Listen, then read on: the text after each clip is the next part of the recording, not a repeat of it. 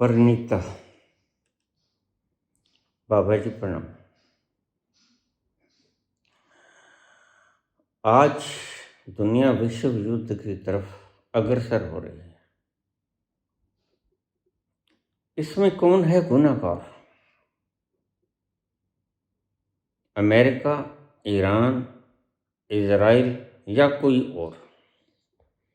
इसको थोड़ा सा बारीकी से विस्तार से समझाने का कष्ट करें कि हमारे दिमाग में आ जाए कि असली अपराधी कौन।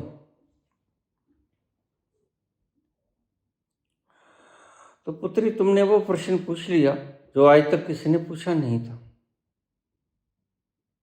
लेकिन कोई बात नहीं, मैं तुम्हें बताता हूं। अमेरिका अमेरिका का नहीं है। तुम हैरान मत होना।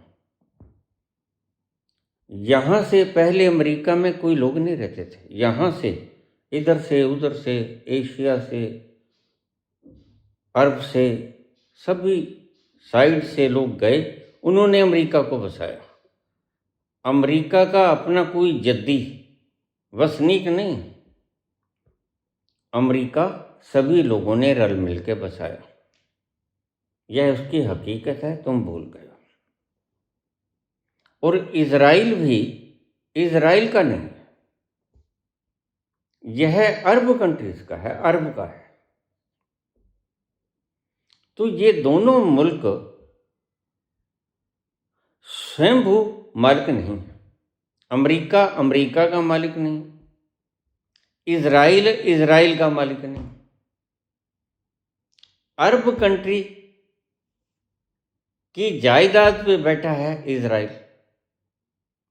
और सबकी सामूहिक जायदाद पे बैठा है अमेरिका। ये तो है प्रथम जो सत्य मैंने आपको बताया।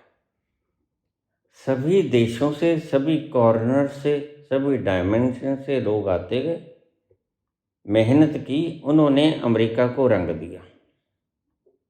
तो आज का अमेरिका ऐसे खड़ा हुआ।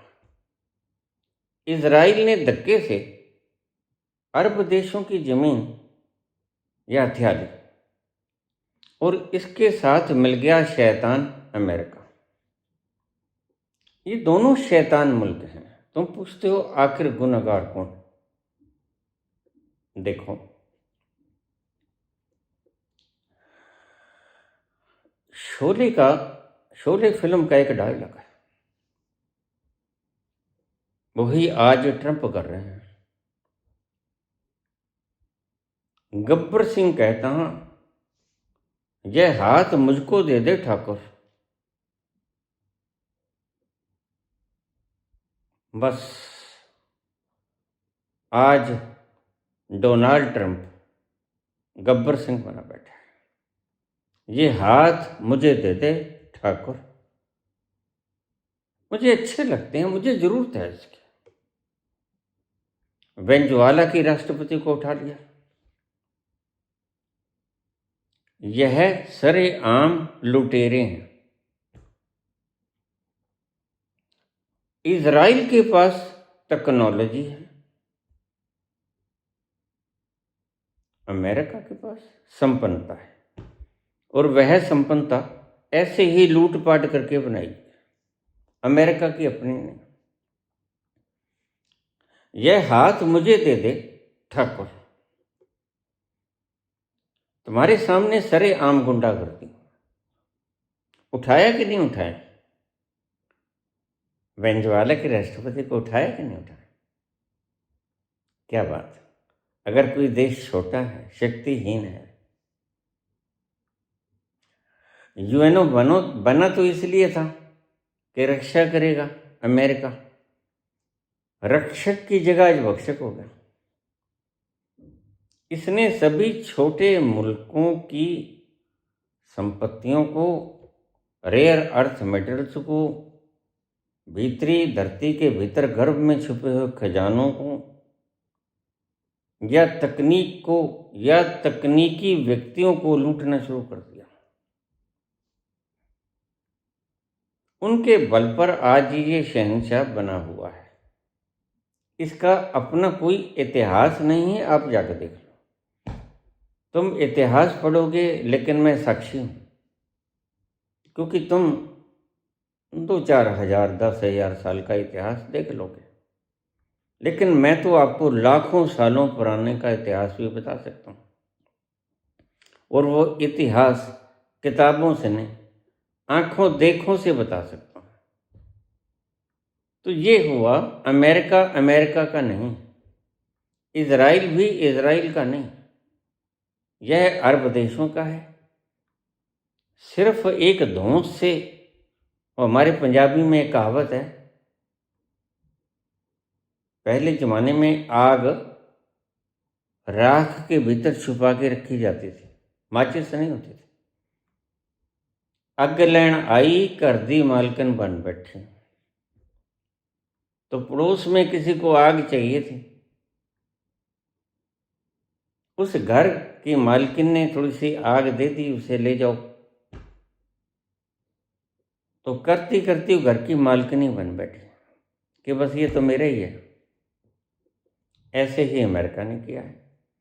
जरा सोचो, आखिर युद्ध क्यों हो रहा है? शांति से बैठ के घर के कोने में किसी बाग बगीचे में बैठ जाना, कहाँ शोर शराबा ना हो। सोचना, वेनेजुएला का कसूर क्या था? कसूर ये था कि वह कमजोर था। हमारी पंजाबी में एक और भी कहावत है, वो कहावत सुनकर हैरान मत होना। दुनिया मंदी है जोरां नूं, लख लानत है कमजोरां नूं। दुनिया बल बल को मानती है,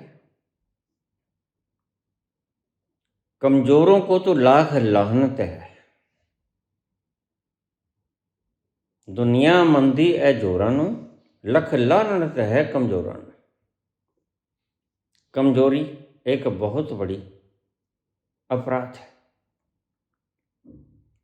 अब तुम देखो, अमेरिका के पास एटम बम है। अगर मेरे पास तलवार हो तो मैं तलवार को दिखाकर सबको लूट लूं, क्या ये न्याय है या अन्याय है? अगर मेरे पास शारीरिक बल है और उस शारीरिक बल से किसी बूढ़े का, किसी अपाहिज का, किसी नेत्रहीन का, किसी गरीब का, किसी अबला का, किसी बच्चे का, मैं उसको मार दूं या गिरा दूं, इससे तुम क्या कहोगे? क्या कहोगे? गुंडागर्दी।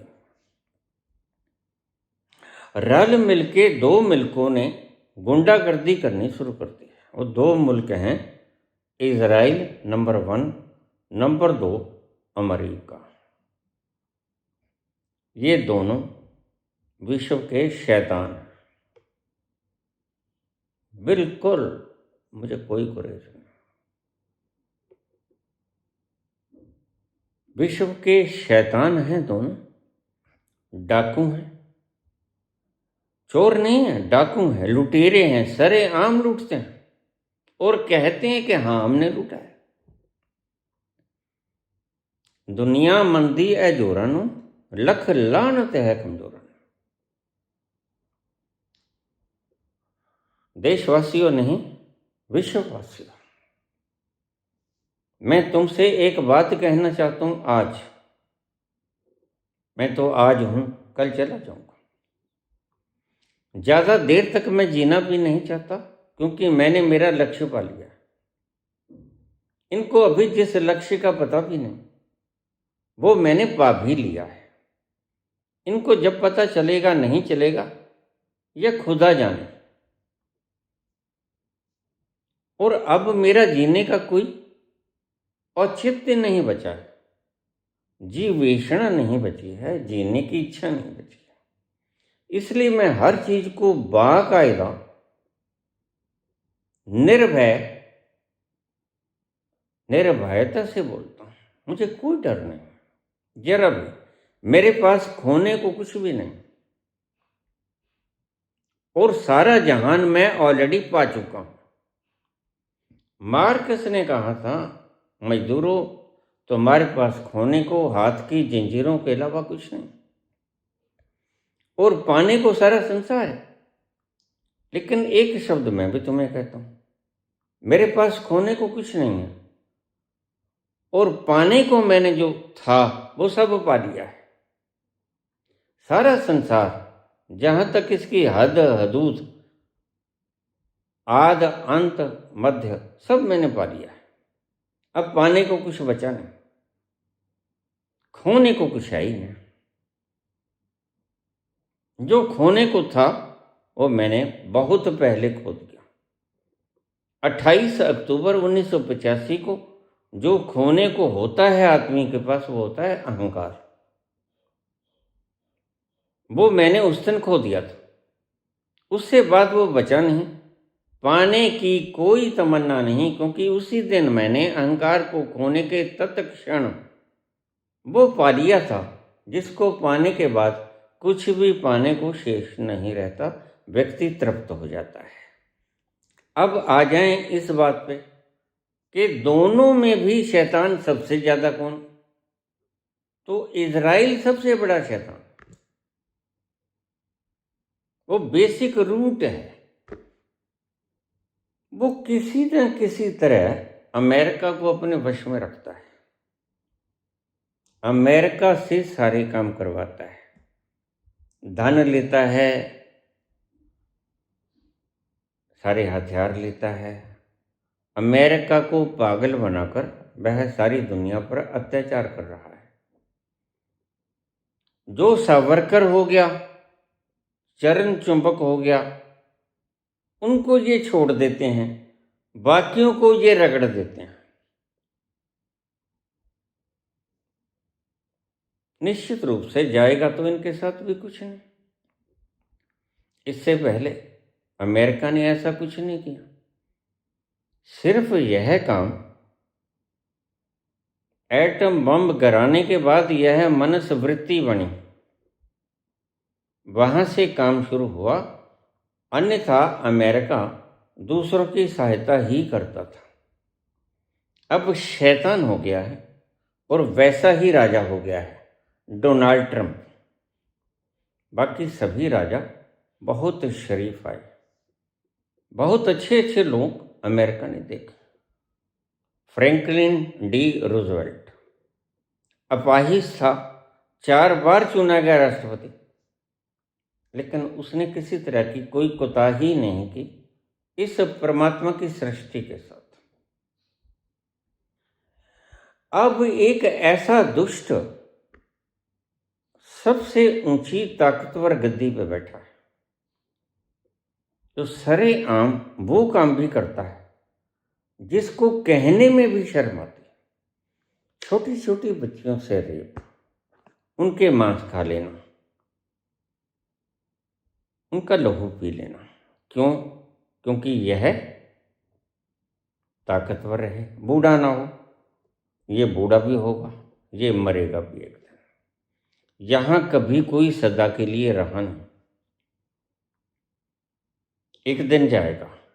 लेकिन छोटी बच्चियों का खून जो पिया है, वो इसका देर तलक और दूर तलक इसका पीछा करेगा। क्योंकि हर कर्म की प्रतिक्रिया अवश्य आती है, इस भ्रम में मत रहना।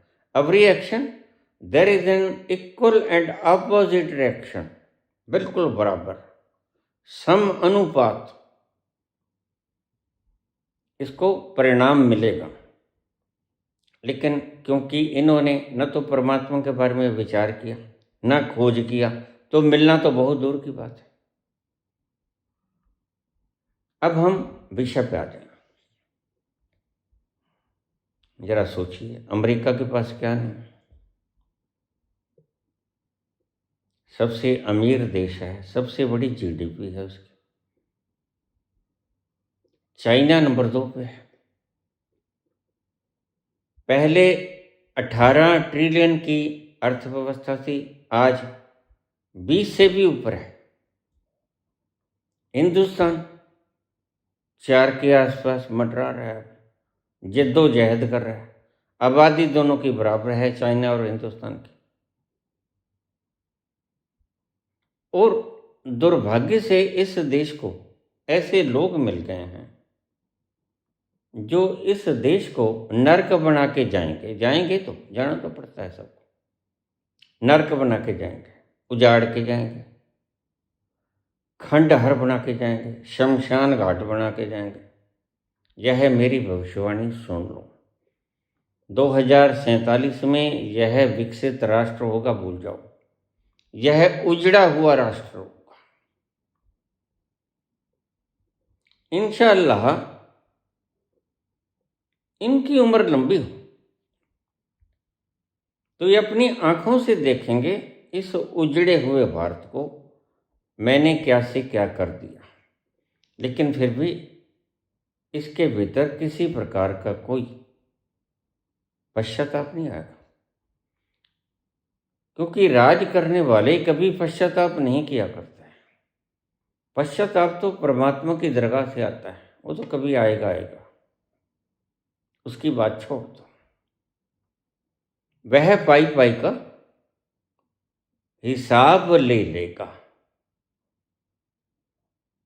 चंगियाइयां बुराइयां वाच्य धर्म हदूर, कर्मी आपो अपनी के नेड़े के दूर। आज नहीं तो कल, कल नहीं परसों नरसों, वह बेला तो सभी पे आता है।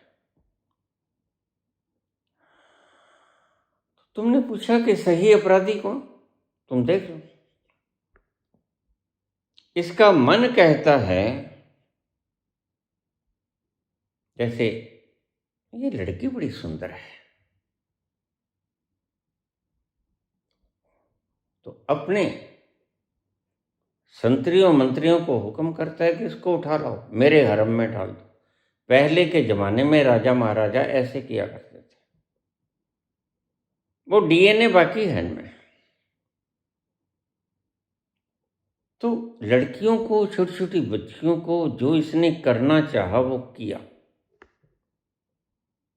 हालांकि जीने की इच्छा भी सभी की होती है। किसी एक व्यक्ति की जो संत हो जाता है उसकी जीने की इच्छा मर जाती है, महावीर जैसे व्यक्ति की। बाकी जीने की इच्छा सभी की है। और जीने की इच्छा की चाहत में जीने का वो कैलोरीज देने वाला तत्व भी चाहिए, पदार्थ भी चाहिए, सामान भी चाहिए, आराम भी करना है। लेकिन यह चाहता है सारी सृष्टि पर एकाधिकार करना। यह मूलभूत समस्या है। समस्या है, जरूरत नहीं है इसकी। जरूरतें तो बहुत पहले खत्म हो गई। जरूरतें कितनी हैं आदमी की? अब मैं 1 सेर दूध पीता हूँ सारे दिन रात में और कुछ भी नहीं खाता। इतनी सी जरूरत से शरीर भी चलता है। मैं कुछ तुम्हारे साथ बातचीत साझी भी कर लेता हूँ, कुछ समस्याओं को भी सुन लेता हूँ, जैसा दिमाग में आता सॉल्व कर लेता हूँ। उस परमात्मा की दरगाह में अरदास फरियाद भी लगा लेता हूँ। और जरूरतें कितनी हैं मेरी? पाव भर दूध सुबह दोपहर शाम। 14 वर्षों से मैं लगातार इतनी सी जरूरतें हैं मेरी। 14 वर्षों से मैं ना जहाज घूमा, ना ही मैंने कोई शौक फरमाया। इतनी सी जरूरतें आदमी की जिसके लिए इतने खुरापात कर रहा है। होना था क्या, बन गए क्या? बस यही दुर्भाग्य है इस विश्व का आज। और इस विश्व पे इन लोगों को राजा मत कहो। इन लोगों को डोनाल्ड ट्रंप, बेंजामिन नेतन्याहू और नरेंद्र मोदी जैसे लोगों को कलंक कहो। कलंक यह देश के ऊपर नहीं, यह विश्व के माथे पर कलंक है। एक दिन चले जाएंगे, यह भी मैं जानता हूं। लेकिन यह भी समझ आता है कि मैं पहले जाऊंगा, ये बाद में जाएंगे, यह भी समझाता है, समझ आता है। अब तुमने पूछा जड़ क्या है, शरारत की जड़ क्या है? जड़ है इसकी विस्तारवादी नीति। विस्तार तो भी सारा करना चाहते हैं, चीन भी चाहता है, अमेरिका भी चाहता है, रशिया भी चाहता है, कौन नहीं चाहता? लेकिन क्या यह ठीक नहीं होगा कि अपनी अपनी हदूद में सब सुखी जीवन जिए? तो आज दुनिया में दुख किस कारण से? किसी अभाव के कारण नहीं। आज दुनिया में दुख है इन लुटेरों के कारण। इन लुटेरों ने और उनके प्रिय लोगों ने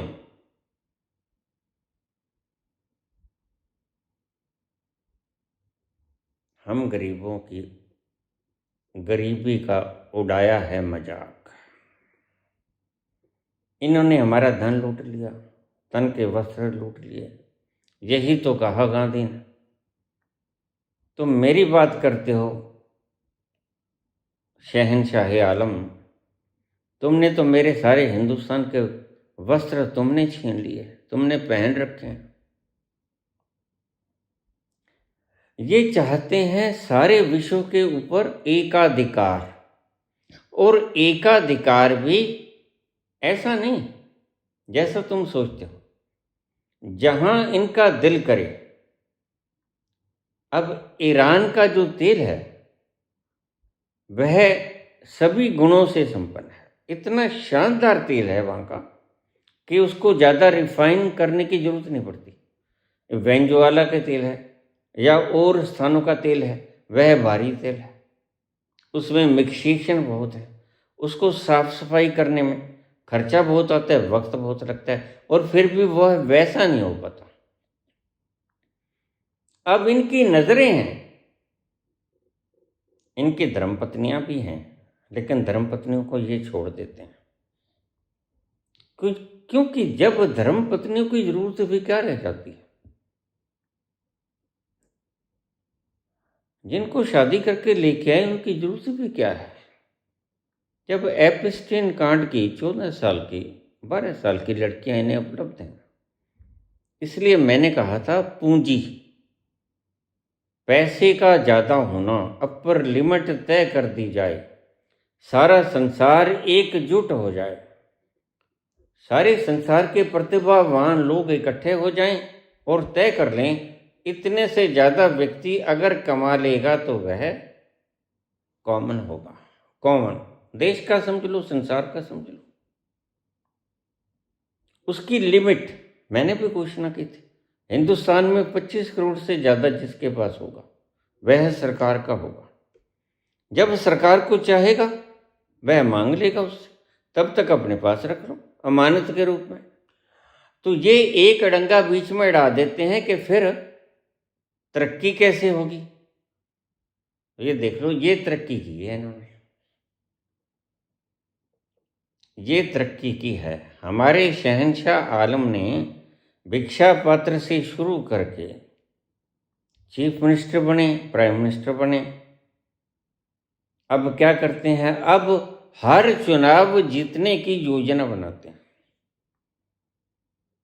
कोई काम धाम बिल्कुल नहीं करते। 18 घंटे काम अगर करते हैं तो अगला चुनाव जिताने के लिए, हेरा फेरी के लिए, किसको वश में किया जाए, किसको डराया जाए, किसको मारा जाए, किसको उठाया जाए, किसको फोन किया जाए धमकी भरा, किसको सुपारी दी जाए।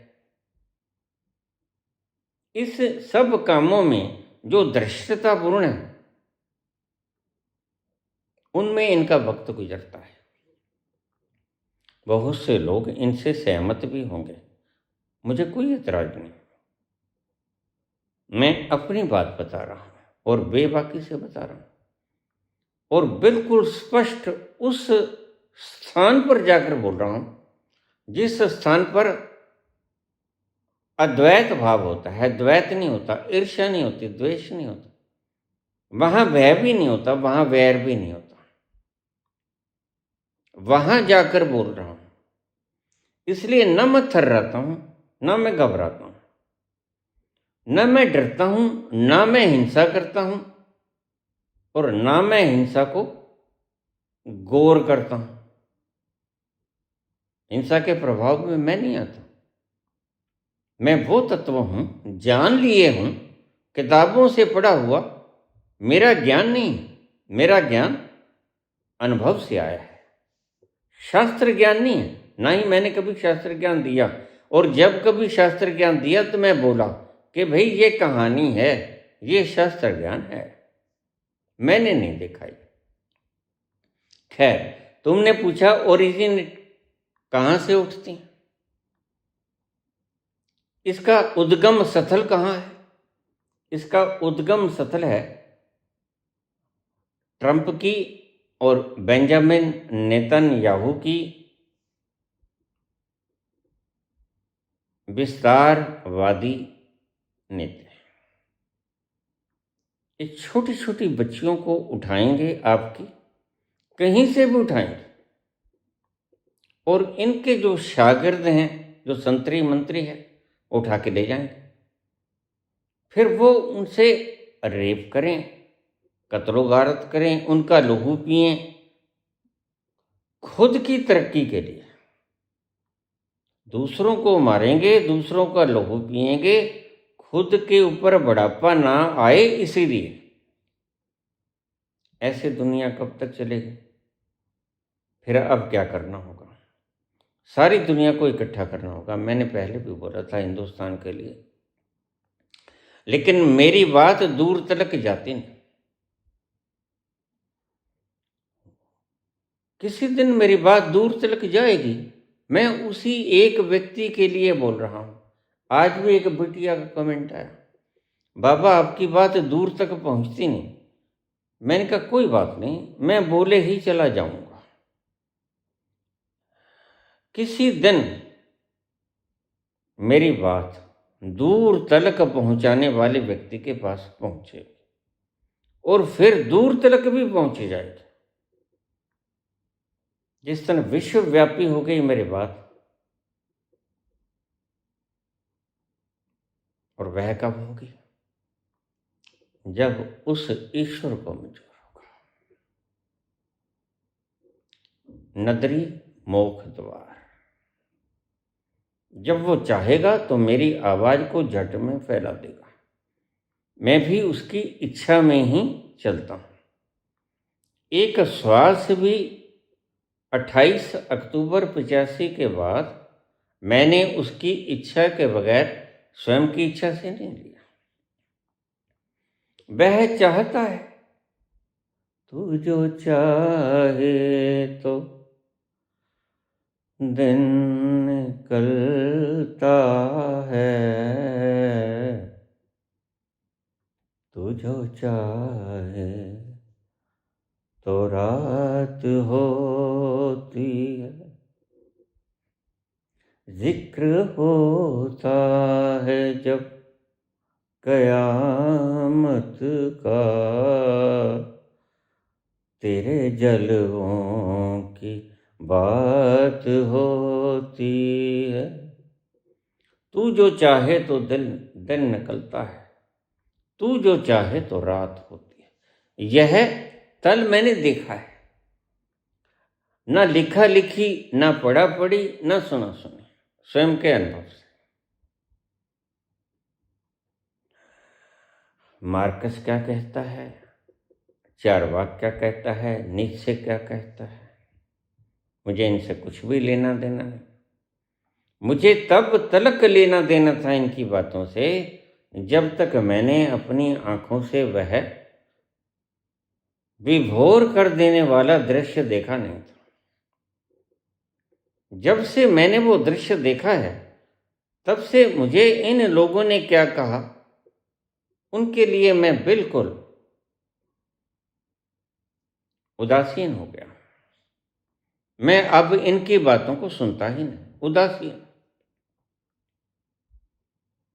ना नीत्शे की बात, ना मार्कस की बात, ना ही इस तरह के लोगों की बात। ये कुछ भी कहे जाएं, जो बहुत ज्ञानी लोग हैं तथाकथित, वो गलत भी कहते हैं, मुझे गालियाँ भी निकलते हैं, धमकियाँ भी देते हैं, लेकिन ठीक है, वो स्वतंत्र है, मैं उनकी स्वतंत्रता में कोई बाधा नहीं बनता। अब राड़ कहाँ से उठी? राड़ उठी चंचल वृत्तियों से, मन की चंचल वृत्तियों से। और जब भी कहीं कोई राड़ उठा करती है, मन की चंचल वृत्तियों से उठा करती हैं, वो हों चाहे किसी की भी, और बिल क्लिंटन की हों, चाहे डोनाल्ड ट्रंप की हों, चाहे जॉर्ज बुश की हों, चाहे रोनाल्ड रीगन की हों।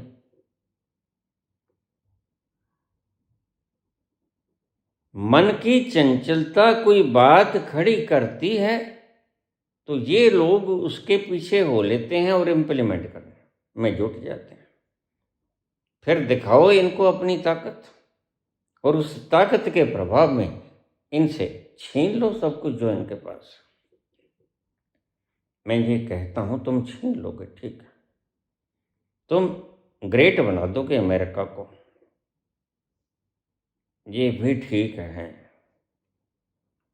लेकिन मैं एक बात कहा करता हूं, मोदी जी, तुम अडानी को दे तो सब कुछ जाओगे, लेकिन क्या तुम्हें भरोसा है तुम्हारे जाने के बाद हम उनसे छीन नहीं लेंगे? तुम्हें भरोसा है इस बात का? तुम कब्र में पड़े हुए देखोगे क्या? अडानी नहीं होंगे, लेकिन अडानी की सपूत तो होंगे ना, उनकी जनरेशन तो होगी ना। मैंने ऐसे बहुत से वंश नाश होते देखे हैं। कौरवों का क्या असर हुआ? कोई बचा? नाम लेवा पानी देवा। ऐसे ही इनका असर होने वाला है।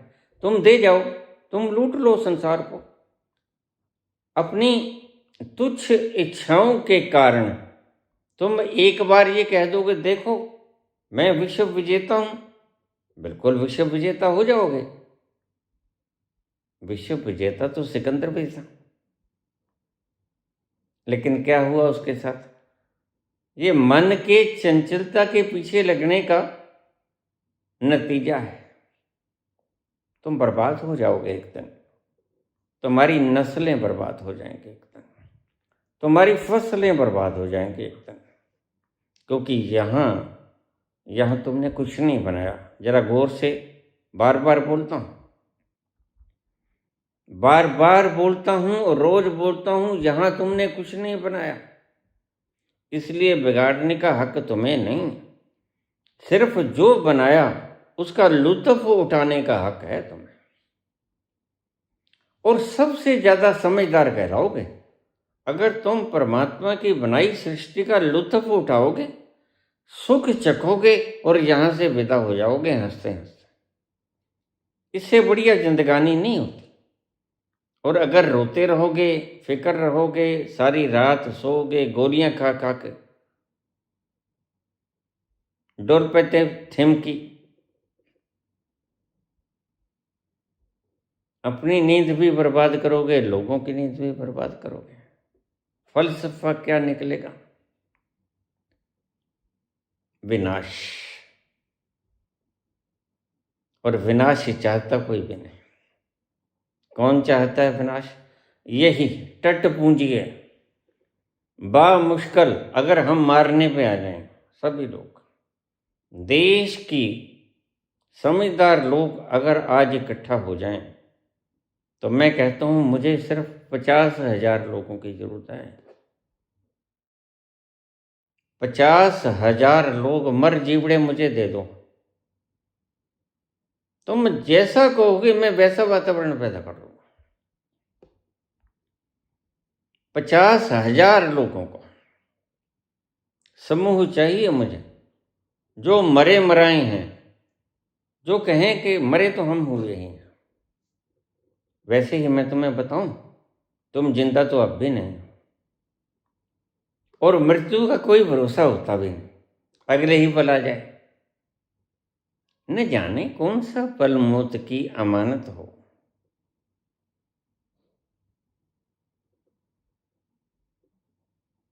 लेकिन ये लोग मौत को तो भूल गए हैं, परमात्मा को भी भूल गए हैं।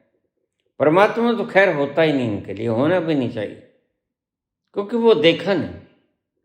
लेकिन मौत तो इन्होंने देखी है और मौत भी बुला दिए हैं। तो इनका हश्र क्या होगा? इनका हश्र ये होगा, ये झोली झाड़ के जाएंगे, ऐसे झाड़ के जाएंगे छोटी। ना इनके पास कुछ रहेगा, ना इनके नस्लों फसलों के पास कुछ रहेगा। इतिहास फिर से लिखे जाएंगे। और इस धरती पर कितने इतिहास लिखे गए हैं तुम्हें पता है? तुम्हें पता नहीं। बहुत सी सभ्यताएं आईं और मिट गईं। मन लोभी मन लालची, यह है बुनियाद। मन लोभ करता है, उसका भी छीन लूं, उसका भी छीन लूं, वेनेजुएला के राष्ट्रपति को उठा लूं। बस यह बैठा, यह शरारतें घड़ता रहता है। काम धाम तो इनके ब्यूरोक्रेट्स करते हैं, यह तो सिर्फ योजना ही बनाया करते हैं। तो ट्रंप यह सोचता है वेनेजुएला के राष्ट्रपति को उठा लूं, उसको धमकी दे दूं, उसको धमकी दे दूं। ये योजनाएं बनाया करते हैं सिर्फ, काम कुम कुछ नहीं है, सेवा वगैरह कुछ नहीं करते। हाँ, हम चुन लेते हैं इनको, ये बात अलग है, क्योंकि इनके पागलपन का साया हम वोटरों पर भी पड़ता है। कोई वोटर इनकी साया से बच जाता है, कोई वोटर इनकी साया की जद में फंस जाता है। बस यही फर्क है, अन्यथा इनको वोट कोई नहीं देता। तुम गलती में मत रहना। इनको वोट देता है ज्ञानचंद, इनको वोट पहले देता था राजीव चंद। इनको जनता वोट नहीं देती। सारे इदारे इनके खरीदे गए हैं, या भय दिखाया गया है, या मृत्यु का डर दिखाया गया है, या कोई कानूनी ऐसी अड़चन दिखाई गई है। सबको किसी न किसी तरह से ये फंसा लेते हैं और फंसा लेंगे, मार देते हैं और मार देंगे। तो मैं इस बात को स्वीकार करता हूं, लेकिन मैं इतना भी जानता हूं कि ये खुद भी झोली झाड़ के जाएंगे। इससे पहले वो झोली झाड़ने का वक्त आ जाए, मैं तो सिर्फ हल्की फुल्की सी फरियाद ही कर सकता हूं कि होश में आ जाओ। रंग लाती है हिना पत्थर पे घिस जाने के बाद, होश में आता है बंदा ठोकरें खाने के बाद। और फिर कोई फायदा नहीं होता। जब लाखों करोड़ों लोगों की कब्रों के ऊपर तुम बैठोगे तो मज़ा तुम्हें भी नहीं आएगा। तो यह ऐसा नहीं है कि ट्रंप ऐसा कर रहा है या मोदी ऐसा कर रहा है, नहीं, यह आदि अनादि काल से चल रहा है। मैं सुनाया करता हूँ आपको कहानी कि मजनू रो रहा था, मजनू को राजा कहने लगा, अरे क्यों रोता है? ये लड़की के लिए रोता है। अरे मूर्ख, मैंने बहुत सी सुंदर लड़कियां आसपास से उठा ली हैं, मेरी जद में जो आती थी और जो जद में नहीं भी आती थी वो भी उठा ली। तू चुन ले उनमें से, मुझे तेरे रोने पे दुख बहुत होता है। तो यह काम आज का नहीं, उनके संतरी फंतरी उठा लाते थे। तो मजनू से बोला राजा कि तेरी लैला मैंने देखी है, काली कलूटी है, नहीं नहीं नहीं, नक्श नहीं, हाँ कुछ भी तो नहीं है, दांत नहीं आंत नहीं उसके। अरे पागल, कहाँ मरो, डूबो तो कहाँ डूबो, तू जा मेरे हरम में, मुझे बड़ा तरस आता है तेरे पे, जा मेरे हरम की लड़कियों को चुन ले। लेकिन सब देखने के बाद मजनू कहता है, राजा इनमें लैला तो कोई है ही नहीं, अब इनको कैसे तुम ठीक करोगे?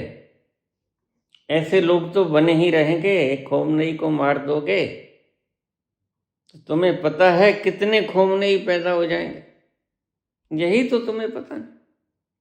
होश में आता है बंदा ठोकरें खाने के बाद।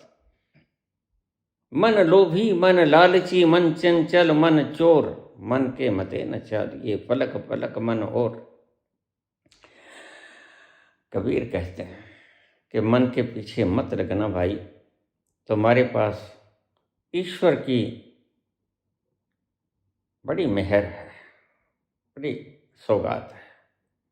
इनको भोगो, शांति पूर्वक आनंद का जीवन जियो, छोड़ दो इन सब झंझटों को। लोग अगर तुम्हारे पांव पूजेंगे तो पूजने वाले भी कहाँ रहेंगे। जिसने सिकंदर के पांव पूजे होंगे वो आज कहाँ हैं। ऐसा काम करो कि तुम्हारी आत्मा को शांति मिले, तुम खुशी से ये जिंदगी गुजार दो जो तुम्हें उपहार के रूप में मिली है, इनायत के रूप में मिली है, तोहफे के रूप में, गिफ्ट के रूप में मिली है। इस कुदरत के द्वारा परमात्मा को तुम मानते हैं, इसलिए मैं कुदरत शब्द प्रयोग करता हूं। तो इसका लुत्फ उठा सकते हो तुम, तुम्हारे पास सब कुछ है। लेकिन यह एक तरह का पागलपन है। और मैंने तुम्हें ये भी मैंने कल के प्रवचन में कहा था कि मोती को सीजोफ्रेनिया नाम का एक रोग, चलता चलता व्यक्ति पागल हो जाता है। बहुत से लोग जब वृद्ध हो जाते हैं, अब एक प्रश्न और भी पूछा, यह ट्रंप जैसे ठरकी बूढ़े, मोदी जैसे ठरकी बूढ़े, इनको हम कब तक झेलेंगे। भाई इनको झेलने की जरूरत नहीं होती, इनको मानसिक ट्रीटमेंट की आवश्यकता होती है। They should be mentally treated. तो इनको पागल खाने में पटकना होगा। और पटक कैसे पाएंगे, क्योंकि इनके इशारे पर अब फौज को तो पता नहीं कि ये पागल हो चुके हैं। यह तो डॉक्टरी प्रक्रिया से पता चलेगा ना कि ये पागल हैं। तो मैं कहता हूं कि इनका नार्को कराओ, नार्को से सब होश ठिकाने आ जाएगा। लेकिन कौन दे इजाजत, इजाजत देने वाले खुद।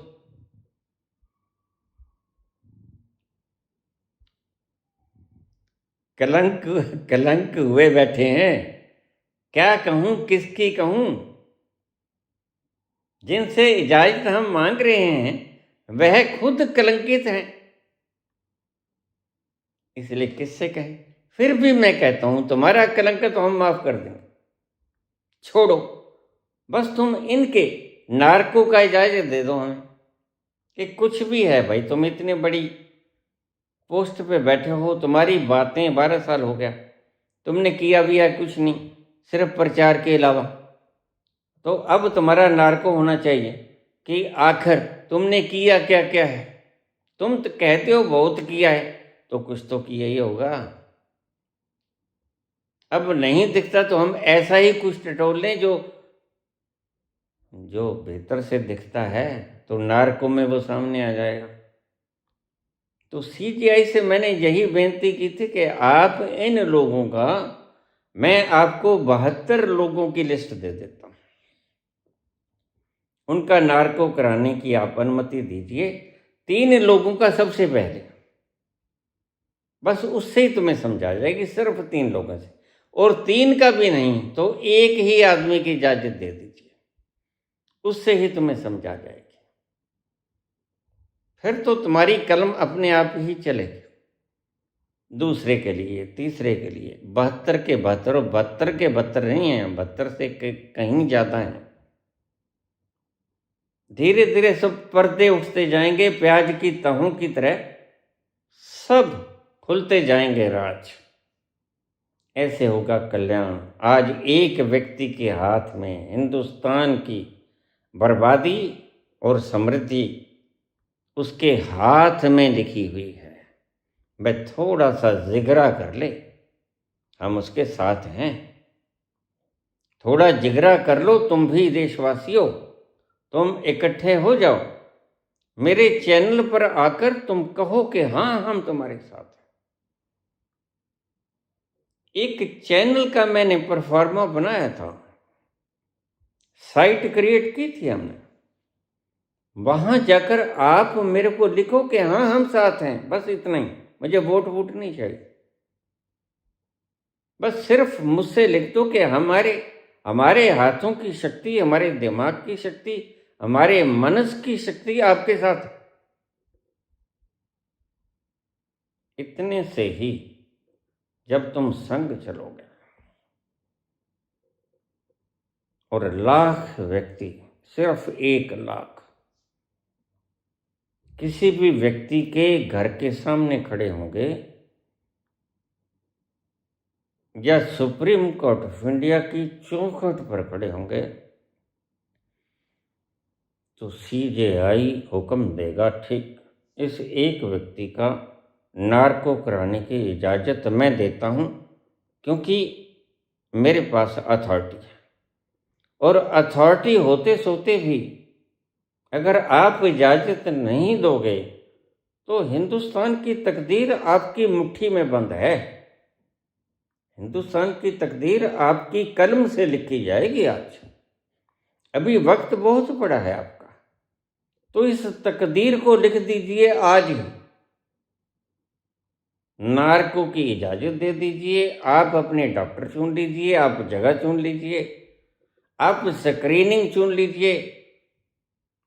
बस हम तो सिर्फ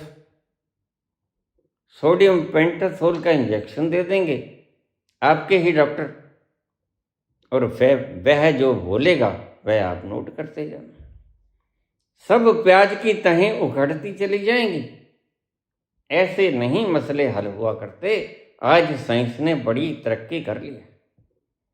अगर इस तरक्की का हम लाभ नहीं उठा सकते, सिर्फ यही जानने के लिए कि कोई व्यक्ति जो हम पर राज कर रहा है, जो हमें इशारा कर रहा है, हुक्म कर रहा है, क्या वह हुक्म करने के योग्य भी है, या सिर्फ एपिस्टीन कांड में इसने छोटी छोटी बच्चियों से अपराध किया? क्या तुम नहीं चाहते कि न्याय हो तुम्हारे राज में? तुम न्याय की कुर्सी पर बैठे हो। सीजेआई साहब, क्या आप नहीं चाहते कि आपके कुर्सी के ऊपर बैठे रहते रहते आप ही न्याय करवा जाओ अपनी देख रेख में? क्या आप नहीं चाहते? बिल्कुल न्याय करो।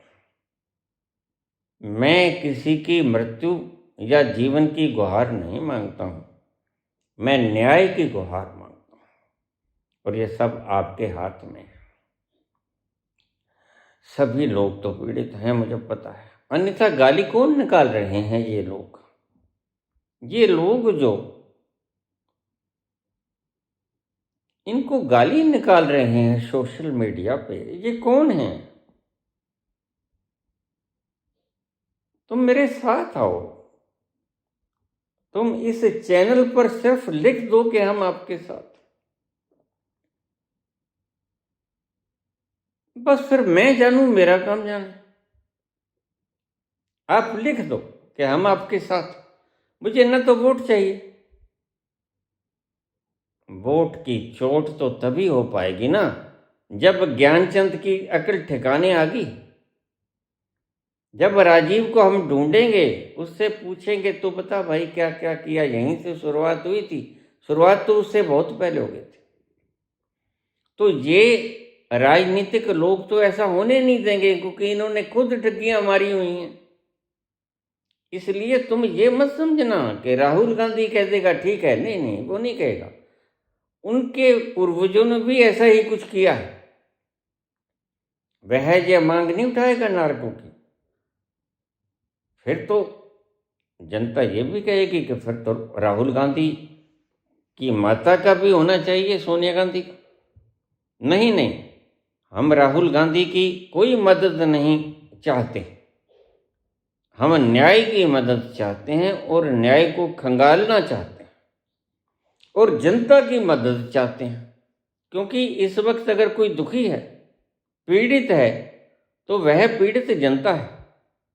तो जनता को अपनी पीड़ा को समाप्त करने के लिए इन व्यर्थ में झगड़े करने वालों को इनकी असलियत जाननी होगी कि ये आखिर हैं क्या, चाहते क्या हैं। भला अब ये इतने सैनिक मरवा दिए, अब इतने तेल ठिकाने, प्राकृतिक रिसोर्सेज इन्हें खत्म कर दिए, क्यों खत्म किया?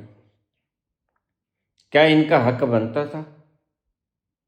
पहले इन्होंने सद्दाम हुसैन को मारा तेल के लिए, कुवैत के ऊपर काबिज हो गए, फिर इनका मन वेनेजुएला पे आ गया, वहां से उठा लिया, अब इनका मन ईरान पे आ गया।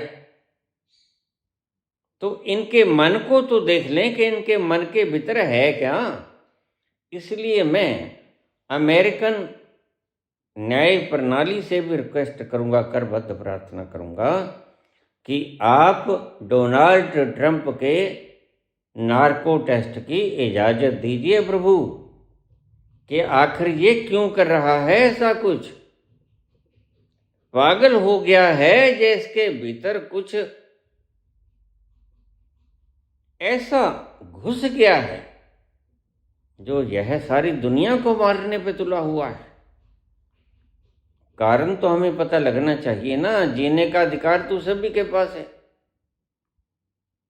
मर जाने की इच्छा तो किसी किसी की होती है, या तो संत होता है या प्रेमी होता है, या लाचार व्यक्ति होता है जिसकी इच्छाएं पूरी नहीं। ये तीन तरह के लोग ही मरा करते हैं। दुनिया पर शासन तंत्र चलाने वाले, अपने पांवों को पुजाने की इच्छा रखने वाले लोग मरना नहीं चाहा करते।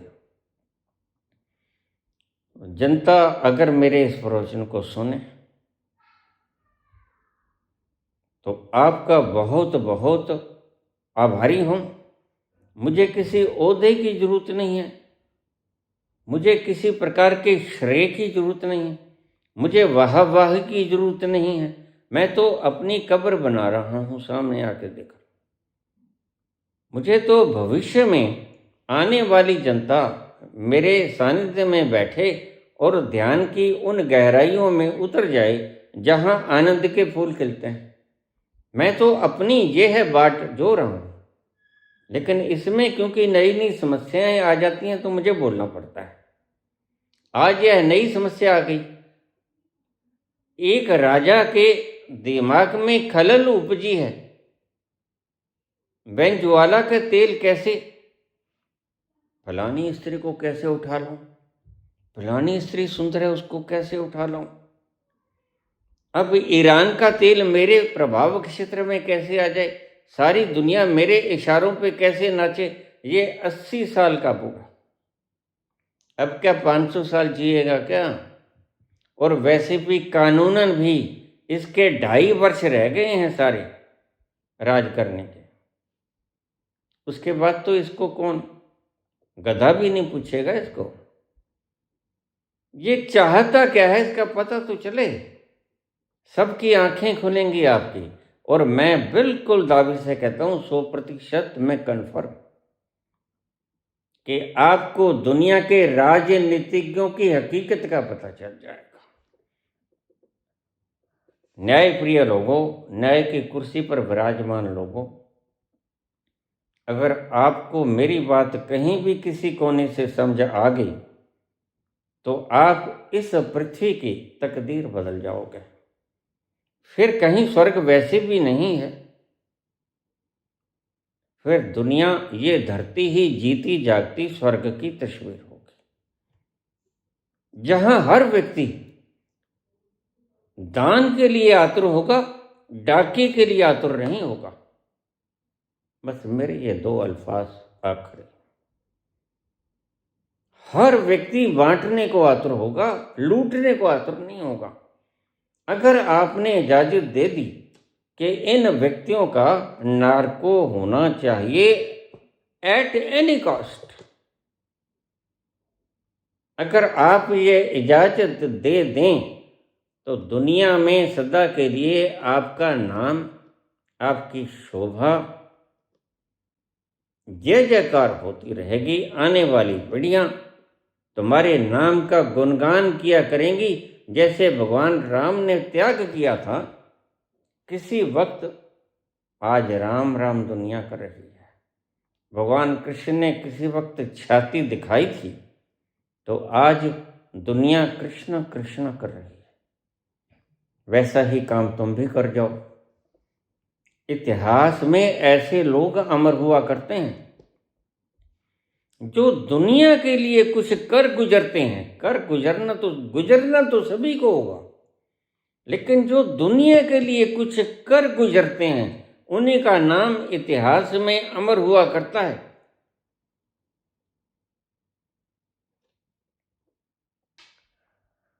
इंडिया के सीजीआई साहब या अमेरिका के सीजीआई साहब, क्या आप अपना नाम अमर करना चाहेंगे?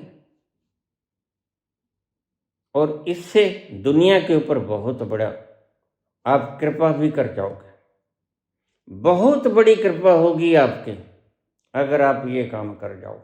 थोड़ा सा हौसला करो, थोड़ी सी रीढ़ की हड्डी फौलादी बनाओ, थोड़ी सी छाती मजबूत कर लो स्टील की, फौलाद की तरह डट जाओ, अड़ जाओ इस राज्य तंत्र के आगे।